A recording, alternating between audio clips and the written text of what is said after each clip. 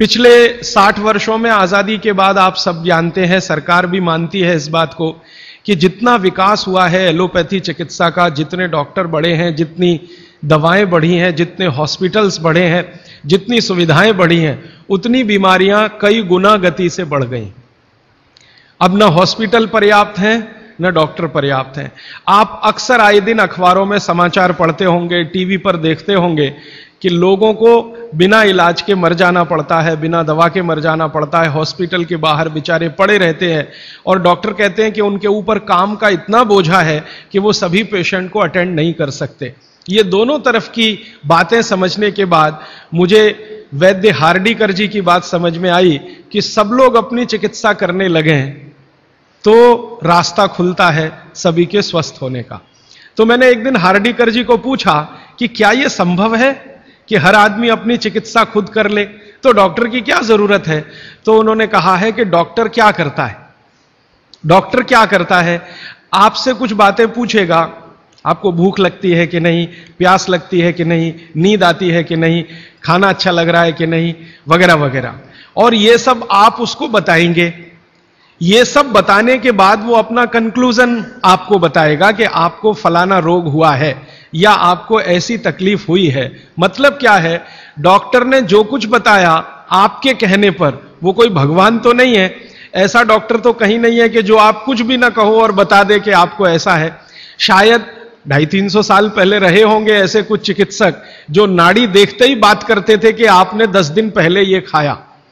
हार्डीकर जी ने मुझे बताया कि ऐसे वैद्य रहे हैं इस देश में जो 1 मिनट आपकी नाड़ी पकड़ लें तो बता देंगे कि कल क्या खाया, 2 दिन पहले क्या खाया, 4 दिन पहले क्या खाया, 10 दिन पहले क्या खाया। अब ऐसे लोगों की कमी बहुत है इस देश में, संख्या भी कम है। तो हार्डीकर जी ने मुझे कहा कि आप जो बताते हैं डॉक्टर उस पर से अपना तय करता है, लेकिन उसमें भी वो पक्का नहीं होता। एलोपैथी चिकित्सा में तो सिद्धांत ही है trial and error, trial and error, trial and error, माने कोशिश करो और गलतियां करो, कोशिश करो और गलतियां करो, कोशिश करो, माने तीर चलाओ, लगे तो ठीक, नहीं तो तुक्का। यह बात हार्डीकर जी के मुंह से सुनी तो मुझे लगा कि वो आयुर्वेद चिकित्सक हैं, शायद इसलिए ऐसा बोलते होंगे। फिर मैंने यह बात कंफर्म करने के लिए एलोपैथी के कई बड़े डॉक्टरों से बात की, बहुत बड़े बड़े डॉक्टरों से बात की, दिल्ली में, मुंबई में। वो कहते हैं कि देखो बात तो सही है लेकिन हम इसको जाहिर में नहीं कह सकते, माने आप जैसे लोगों के सामने नहीं कह सकते कि हम सब ट्रायल एंड एरर पे काम करते हैं, हम सब तीर चलाते हैं, लग जाए तो ठीक है, नहीं तो तुक्का है। माने आपका जो इलाज किया जाता है वो एक कुछ एजम्पशंस के आधार पर है, कंफर्म कुछ भी नहीं है उसमें। काम कर गया तो ठीक है, नहीं तो आप तो मर ही जाएंगे। डॉक्टर कहेगा मैंने तो बहुत कोशिश की, अब मैं क्या कर सकता हूं, और आप चुपचाप अपने पेशेंट की डेड बॉडी लेके वहां से चले आएंगे। मैं आपको एक बहुत गंभीर बात कहना चाहता हूं। हिंदुस्तान के एलोपैथी चिकित्सा के शीर्षस्थ डॉक्टर जो इस देश में हैं, उनकी एक संस्था है। वो संस्था की एक कॉन्फ्रेंस में मैं चला गया था गलती से, एक डॉक्टर मुझे पकड़ के ले गया था, मेरा जाने का तो कोई अधिकार नहीं था लेकिन डॉक्टर ले गया था। वो कहता था कि तुम सुनना बस बैठ के, हम बात क्या करते हैं, कुछ बोलना नहीं, कुछ कहना नहीं, रिएक्ट नहीं करना, बस सुनना, हम देखो क्या बातें करते हैं। तो उस कॉन्फ्रेंस में 3 दिन में बैठा रहा दिल्ली में। जो बातें होती हैं वो आपको सुना दी जाएं तो आप किसी भी एलोपैथी चिकित्सक के पास नहीं जाएंगे। वो बिल्कुल इस तरह से बातें करते हैं जैसे कोई कसाई बकरे को काटने से पहले बात करता है। ऐसी स्थिति इस देश में आ गई है। फिर 3 दिन सुनने के बाद मैं परेशान हो गया, तो मैंने वो डॉक्टर से कहा मैं जाना चाहता हूं। उसने कहा अब तुम समझ गए हम लोग क्या हैं? तो मैंने कहा ये आपने मुझे समझाया क्यों? तो उन्होंने कहा तुम एक काम कर सकते हो जो हम नहीं कर सकते, कि ये बातें दूसरों को समझा दो। ऐसी स्थिति है। उसमें जो सबसे गंभीर बात हुई थी वो मैं आपको एक वाक्य में कहना चाहता हूं। वो ये कहते थे, सभी डॉक्टर एक दूसरे से सहमत होते हुए, कि 250 वर्षों में एलोपैथी चिकित्सा ने एक ही काम किया है, दर्द से लड़ने का, बस, इसके अलावा कुछ नहीं। 250 वर्षों में एलोपैथी चिकित्सा ने एक ही रिसर्च किया है, एक ही काम किया है, एक ही शोध किया है, वो दर्द से लड़ने का। इसके आगे कुछ नहीं है। और ये बात मैं बहुत घंटों घंटों सोचता रहा, तब जाकर मुझे मन में प्रेरणा हुई कि मुझे तो भारत के लोगों को कुछ और बताने की जरूरत है। तब मैंने हार्डीकर जी को पूछा कि अब मेरे समझ में आया, आप बताइए क्या करना चाहिए। तो उनका, देखो, आयुर्वेद एक ऐसी चिकित्सा पद्धति है जिसमें महान महान लोगों ने, चरक ऋषि, सुश्रुत ऋषि, बागभट्ट ऋषि, निघंटु ऋषि, पाराशर ऋषि, ये सब महान महान लोगों ने एक बात कॉमन कही है, और वो ये कही है कि जो व्यक्ति मरीज होता है वो सबसे अच्छा डॉक्टर हो सकता है। इसको आप गंभीरता से मनन करते रहिए।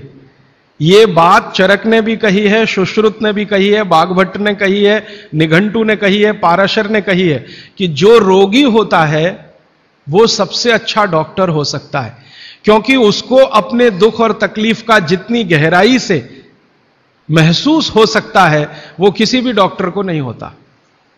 जो अपने दुख तकलीफ को गहराई से महसूस कर सकता है वो चिकित्सा भी कर सकता है। बस उसको कुछ ज्ञान की जरूरत है, और कुछ ज्ञान, ज्यादा नहीं, थोड़ा सा ज्ञान अगर उसके जीवन में है तो वो कहते हैं कि वो हर तरह की बीमारी से लड़ सकता है और दूसरों को मदद कर सकता है। उनके इस वाक्य से मुझे बहुत प्रेरणा हुई कि जो रोगी है वो सबसे अच्छा चिकित्सक हो सकता है। और आयुर्वेद के जितने बड़े पंडित हैं वो भी मानते हैं इस बात को। वो ये कहते हैं कि आयुर्वेद का 85% हिस्सा, ये बात मैं आप सबको बहुत विनम्रता पूर्वक लेकिन गंभीरता से कह रहा हूं, इसको आप कभी भूलिएगा मत। आपके जीवन के स्वास्थ्य और चिकित्सा का 85% हिस्सा इतना सरल और आसान है कि आप स्वयं उसे कर सकते हैं। मात्र 15% हिस्सा ऐसा है जिसमें आपको किसी विशेषज्ञ की मदद की जरूरत पड़ सकती है। मात्र 15%। अगर परसेंटेज में बात किया जाए तो आप जानते हैं 33% पर आदमी पास हो जाता है, और उसके ऊपर सेकंड डिवीजन, थर्ड डिवीजन, और 60 पे तो फर्स्ट डिवीजन होती है, 75% पे तो डिस्टिंक्शन आ जाती है। मैं 85% की बात कर रहा हूं। 85%, 85% चिकित्सा और स्वास्थ्य का हिस्सा ऐसा है जो आप स्वयं अपने जीवन में कर सकते हैं बिना किसी विशेषज्ञ की मदद के। बस 15% हिस्सा है जिसमें किसी विशेषज्ञ की जरूरत है। और आपको मैं एक आगे की बात कहता हूं कि ये जो 15% हिस्सा है आपकी जिंदगी का जिसमें आपको विशेषज्ञ की जरूरत पड़ती है, ये हिस्से में सबसे कम बीमारियां हैं। सबसे कम बीमारियां, माने जहां आपको विशेषज्ञ की आवश्यकता पड़े आपके जीवन में, वो बीमारियों की संख्या सबसे कम है। और जहां विशेषज्ञ की जरूरत नहीं है आपको अपने जीवन में, वो बीमारियां सबसे ज्यादा है। इसका माने कि हम 85% तो डॉक्टर हो ही सकते हैं। कंक्लूजन इस बात का यह है। अब आप अगर 85% से और बेहतर डॉक्टर होना चाहते हैं तो बागभट्ट ऋषि कहते हैं कि अपने शरीर को थोड़ा जान लीजिए बस। और वो दूसरी महत्व की बात कहते हैं कि अपने भोजन को पहचान लीजिए। शरीर को जान लीजिए, भोजन को पहचान लीजिए, तो वो कहते हैं आप 100% डॉक्टर हो सकते हैं। शरीर को जान लीजिए मतलब थोड़ा फिजियोलॉजी, थोड़ा एनाटॉमी, आज की भाषा में मैं कहूं थोड़ा शरीर विज्ञान आपको मालूम हो। और ये बहुत आसान है आजकल, कोई मुश्किल काम नहीं है। भारत सरकार ने विभिन्न तरह की छोटी छोटी पुस्तकें छपा रखी हैं जो बच्चों को पढ़ाई जाती हैं। एनसीईआरटी के सिलेबस में अब तो ये आ गया है। वो किताबें बाजार में उपलब्ध हैं, आप खरीद लाइए और आपको थोड़ा फिजियोलॉजी तो समझ में आ ही जाएगा, थोड़ा बहुत एनाटॉमी समझ में आ जाएगा। शरीर के क्या क्या अंग हैं, अंगों के क्या क्या उपांग हैं, हृदय है तो कहाँ है, लीवर है तो कहाँ है, किडनी है तो कहाँ है, लीवर का किडनी से क्या संबंध है, किडनी का हृदय से क्या संबंध है, आपस के उनके इंटर रिलेशनशिप है। अब तो एक चार्ट आता है कैलेंडर जैसा, मेरी आपको विनती है कि खरीद के एक टांग लीजिए अपने घर में, आपको भी मदद करेगा, आपके बच्चों को भी मदद करेगा। तो ये हिस्सा बहुत आसान है, मुश्किल नहीं है। बस इसमें जो मुश्किल हिस्सा है वो ये कि शरीर के अंगों के और उपांगों के जो नाम हैं वो जो भाषा में दिए गए हैं वो आपको थोड़ा कम समझती है, तो आप आयुर्वेद वाला ले लीजिए, वो आसानी से समझ में आएगा, उनके आपस के संबंध वगैरह वगैरह। मैं इस विषय पर ज्यादा नहीं जाना चाहता क्योंकि ये उपलब्ध है आपके सामने, और इसमें ज्यादा बात करूंगा तो समय खर्च होगा। आपको सिर्फ संकेत कर रहा हूं कि आज आप चाहें तो आज, नहीं तो एक दो दिन में कुछ ऐसी पुस्तकें फिजियोलॉजी एनाटॉमी की खरीद लें, नहीं तो एक कैलेंडर चार्ट आता है वो ले लें, 2-3 कैलेंडर के चार्ट आते हैं वो ले लें। अभी सरकार ने एक 12 कैलेंडर का चार्ट निकाला है, बहुत ही सरल भाषा में है, बहुत आसान है, उसको घर में टांग कर पलटते रहें, देखते रहें। ज्यादा से ज्यादा 8-10 दिन आप देखेंगे, आपको समझ में आ जाएगा लीवर क्या है, हृदय क्या है, किडनी क्या है, आपस के इनके फंक्शंस क्या है। ये बात भागवत जी कहते हैं कि थोड़ा शरीर को जान लो और भोजन को पहचान लो। अब उसमें आगे उन्होंने एक सूत्र लिखा है संस्कृत में कि शरीर को जानना अगर है तो ठीक है, इसको जरा और समझिएगा, शरीर को जानना है तो ठीक है, लेकिन भोजन को पहचानना सबसे ज्यादा जरूरी। माने उनका कहना यह है कि शरीर को जान लें तो ठीक है, नहीं जाने तो भी भोजन को तो पहचान लें। और भागवत जी ने पूरी विनम्रता से, पूरी गंभीरता से एक बात लिखी है कि जिसने भोजन को पहचान लिया उसको जिंदगी में कभी भी किसी चिकित्सक की जरूरत तो नहीं पड़ेगी। अब भोजन को पहचान लिया माने रसोई घर को पहचान लिया, सीधी सी बात है। और भागवत जी कहते हैं कि जीवन की सबसे बड़ी खोज अगर कोई है तो वो रसोई घर है। और वो कहते हैं कि सबसे बड़ा विज्ञान अगर कोई है तो ये रसोई घर का विज्ञान है, जिसको भोजन विज्ञान कहें या पाक शास्त्र कला कहें, जो भी बात आप कहना चाहें। वो ये कहते हैं कि इससे बड़ी खोज पूरी दुनिया में हुई नहीं और अगले हजारों साल होगी नहीं। इतनी गहरी बात वो कहकर चले गए यहां से। वो कहते हैं कि पिछले हजारों साल में हुई नहीं भोजन से ज्यादा रिसर्च, और अगले हजारों साल में होगी नहीं। और मैं अपने अनुभव से और आप खुद अपने अनुभव से ये बात कह सकते हैं कि दुनिया में भोजन और रसोई पर सबसे ज्यादा रिसर्च अगर कहीं हुई तो भारत में हुई, और अगले हजारों साल भी होगी तो भारत में ही होगी। क्यों? दूसरे देशों में भोजन ही नहीं है, रिसर्च क्या करेंगे? हो भोजन तब तो रिसर्च करें। आप में से बहुत सारे लोग यूरोप गए होंगे, अमेरिका गए होंगे, आप देखिए भोजन क्या है उनके पास, ले दे के एक पाव रोटी और डबल रोटी। अब वो आलू से खा लो या प्याज से खा लो, प्याज से खा लो कि आलू से खा लो, उसको बीच में काट के प्याज भर लो या प्याज बगल में रख के खा लो। उसको पिज्जा कह दो, बर्गर कह दो, हॉट डॉग कह दो, कोल्ड डॉग कह दो, वो प्रिपरेशन तो एक ही है ना। और वो प्रिपरेशन है मैदे का, मैदे को सड़ाकर बनाया हुआ। इसके अलावा उनके पास कुछ है नहीं जिसको फूड स्टफ कहा जाए, माने सॉलिड भोजन, मुख्य भोजन कहा जाए, वो उनके पास एक ही है, पाव रोटी, डबल रोटी। उसको वो मछली से भी खा सकते हैं, गाय के मांस से भी खा सकते हैं, बकरे के मांस से भी खा सकते हैं, या वगैरह वगैरह कहीं से कुछ भीख में मिल गया, दाल चावल वगैरह, तो उसके साथ खा सकते हैं, वो सब भीख में मिला हुआ है, उनके यहां कुछ होता है नहीं। मैं आपको एक छोटी सी जानकारी देना चाहता हूं।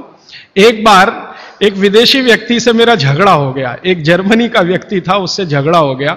झगड़ा कुछ इस बात का था कि भारत महान है कि जर्मनी महान है। ये जर्मनी के लोगों को आप जानते हैं थोड़ा शॉविनिज्म बहुत है, खराब शब्द है शॉविनिज्म, लेकिन मैं इस्तेमाल कर रहा हूं। वो कहते हैं हम श्रेष्ठ हैं, दुनिया में हमसे बड़ा कोई नहीं, हम सर्वश्रेष्ठ हैं वगैरह वगैरह। हिटलर भी यही कहता था। तो उसकी महानता की हवा निकालने के लिए मैंने उससे कुछ सवाल कर लिए, तो परेशान हो गया, लेकिन जर्मनी की असलियत सामने आ गई। मैंने उसको पूछा तुम्हारे देश में क्या होता है? गन्ना होता है, गन्ना, शुगर केन? तो उसने कहा नहीं होता। आम होता है? आम नहीं होता। केला होता है? नहीं होता। चीकू होता है? नहीं होता। संतरा होता है? नहीं होता। मौसम्मी होती है? नहीं होती। वो बहुत परेशान हो गया, तो कहने लगा देखिए मिस्टर राजीव दीक्षित, कोई भी मीठी चीज मेरे देश में नहीं होती। अब बात आगे करिए। कोई भी मीठी चीज मेरे देश में नहीं होती। एक वाक्य में उसने खत्म कर दिया। फिर मैंने कहा अच्छा चलो मीठी चीज नहीं, कड़वी चीज पूछते हैं। मेथी होती है? मेथी? मेथी तो मीठी नहीं है। तो मेथी होती है? उसने कहा नहीं होती। पालक होता है? नहीं होता। चुकंदर होता है? नहीं होता। फिर थोड़ी देर में परेशान हो गया, कहने लगा हरे पत्ते की कोई चीज मेरे देश में नहीं होती। तो मैंने कहा फिर होता क्या है? तो उसने कहा दो ही चीजें हैं, एक तो आलू होता है और एक प्याज होती है। तो आलू को प्याज में मिला के खा लो या प्याज को आलू में मिला के खा लो, और कुछ नहीं होता। फिर मैंने उसको गिनाना शुरू किया कि देखो भारत में क्या क्या होता है, मीठी चीजों में क्या क्या होता है, खट्टी चीजों में क्या क्या होता है, तीखी चीजों में क्या क्या होता है, कसैली या कड़वी चीजें क्या क्या हैं। 6 रस है ना, षड रस की बात कही जाती है। 6 रस में मैंने गिनाना शुरू किया तो वो कहता है कि यार इसमें तो एक एनसाइक्लोपीडिया लिख जाएगा। मैंने कहा यस, भारत में इतना ही होता है। और मैंने उसको जब ये कहा कि ये हर गांव में होता है, तब तो वो बहुत परेशान हो गए। मैंने कहा हर गांव में होता है, 7,32,000 गांव हैं, हर गांव में ये सब होता है। माने किसी गांव को दूसरे पर निर्भर रहने की जरूरत नहीं है, नमक को छोड़कर। तब उसने कहा कि सच में इंडिया इज ग्रेट। ये ग्रेटनेस है अपने देश की।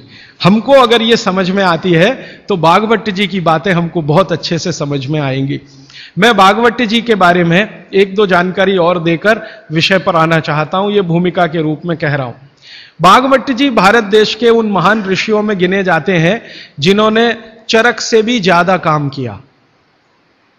ये बात को बहुत ध्यान से आप सुनिएगा, लेकिन मैं विनम्रता पूर्वक कह रहा हूं। अब तक हमने बार बार चरक का नाम सुना है, चरक चरक चरक। भागवत जी चरक के शिष्य थे और चरक ने जितने साल काम किया उससे 1.5 गुना ज्यादा काम भागवत जी का है। चरक जी के जाने के बाद चरक ने जो सूत्र लिखे हैं, जो उनकी खोज है, रिसर्च है, चरक संहिता जो पूरा का पूरा शास्त्र है, उसके एक एक सूत्र को प्रमाणित करने का काम भागवत जी ने किया। प्रमाणित करने का मतलब ऑब्जर्वेशन करना, फिर जैसा रिजल्ट है वैसा ही प्राप्त करना। जैसे चरक ऋषि ने कहा यह खाने से यह होता है, मान लो उन्होंने एक स्टेटमेंट कर दिया कि यह वस्तु खाने से यह होता है। भागवत जी ने उसको प्रमाणित करने में 25 साल लगा दिए, 20 साल लगा दिए, 30 साल लगा दिए, और जब तक देख नहीं लिया तब तक उसको लोगों को कहने लायक नहीं माना। हमारे आयुर्वेद चिकित्सा शास्त्र के जो विशेषज्ञ हैं वो ये मानते हैं कि चरक जो थे महापंडित थे, बहुत ऊंचे स्थान के व्यक्ति थे, लेकिन भागवत जी थे वो साधारण आदमियों के चिकित्सक थे। इसका मतलब क्या है? इसका मतलब यह है कि चरक ने जो बातें बहुत गहराई से और गूढ़ शब्दों में कही हैं, भागवत जी ने उनको बहुत सरल करके साधारण लोगों की समझ में आए वैसा प्रस्तुतिकरण कर दिया है। भागवत जी की ये 2 पुस्तकें अष्टांग हृदयम और अष्टांग संग्रहम पढ़ने के बाद मुझे लगा कि मैंने चरक को पढ़ लिया, सुश्रुत को पढ़ लिया, निघंटु को पढ़ लिया, सबको पढ़ लिया, क्योंकि उन्होंने सबका निचोड़ डाल दिया उसमें। और वो ये कहते हैं कि अब मैंने जो तैयार कर दिया है अष्टांग हृदयम या अष्टांग संग्रहम, ये आम आदमी के लिए है। वो चाहे तो इसका पालन करे और अपने जीवन में मेरी तरह से सुखी और निरोगी रहे। भागवत जी 135 वर्ष तक जिंदा रहे और उनके शिष्य बताते हैं कि उन्होंने इच्छा मृत्यु को धारण किया। माने उनकी इच्छा हो गई थी कि अब बहुत दिन जिंदा रहने से कोई फायदा नहीं है, तो मृत्यु को वरण किया। ऐसे पंडित आदमी, इतनी कमांड अपने शरीर पर। और वो ये कहते हैं जब मृत्यु को जा रहे थे तो उनके शिष्य कह रहे थे कि परेशान हम हो जाएंगे, आप चले जाएंगे। उनका कोई परेशानी नहीं है, ये शरीर छोड़ूंगा, दूसरा धारण करूंगा। जैसे तुम शर्ट बदलते हो मैं बदल लूंगा, लेकिन अब मुझे जाना चाहिए, इस शरीर का सीमा हो गया है। ऐसे व्यक्ति जिन्होंने मृत्यु को धारण किया अपनी इच्छा से, उन्होंने जो कुछ अपने जीवन में किया है वो 2 ही पुस्तकों में सारा समाहित है, तीसरी कोई पुस्तक उन्होंने लिखी नहीं।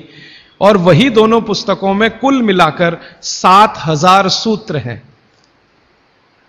7,000 2 पुस्तकों में कुल मिलाकर 7,000 सूत्र हैं।